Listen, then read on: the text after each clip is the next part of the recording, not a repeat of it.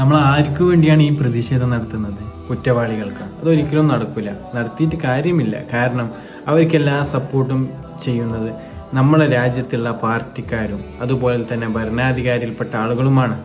കാരണം അവർക്കറിയാം, ഇന്ത്യയിൽ കൊലപാതകം ചെയ്താലും പീഡനം ചെയ്താലും എനിക്കെതിരെ കേസുകളല്ലാതെ എന്നെ വധിക്കാനോ ശിക്ഷിക്കാനോ ആവുകയില്ല എന്ന് അവർക്കറിയാം. അതുകൊണ്ട് തന്നെയാണ് അവരിങ്ങനെ ചെയ്യുന്നത്. ഒരുപാട് പീഡനങ്ങളും ഒരുപാട് കൊലപാതകങ്ങളും ഇന്ത്യയിൽ ഒരുപാട് അധികരിച്ചു പോകുന്നത്. ഇതേ സമയത്ത് അറബ് കൺട്രിയിലാണെങ്കിൽ അവന് മുസ്ലിം ആണോ, അവന് ഹിന്ദു ആണോ, അല്ലെങ്കിൽ മറ്റു മതത്തിൽപ്പെട്ടവനാണോ എന്ന് നോക്കില്ല. ഒരു സ്ത്രീയുടെ ശരീരത്തിലെങ്ങാനും തൊട്ടുപോയിട്ടുണ്ടെങ്കിൽ പിന്നെ അവിടെ കഴിഞ്ഞു. ആ ഒരു നിയമം ഇന്ത്യയിൽ കൊണ്ടുവരാൻ തലയിൽ പവറുള്ള ഒരാളും ഇന്ന് നമ്മളെ ഇന്ത്യയിലില്ല. അതാണ് ഏറ്റവും വലിയ സത്യം. അങ്ങനെ കൊണ്ടുവന്നാൽ ഇന്ത്യയിൽ കൊലപാതകമോ പീഡനങ്ങളോ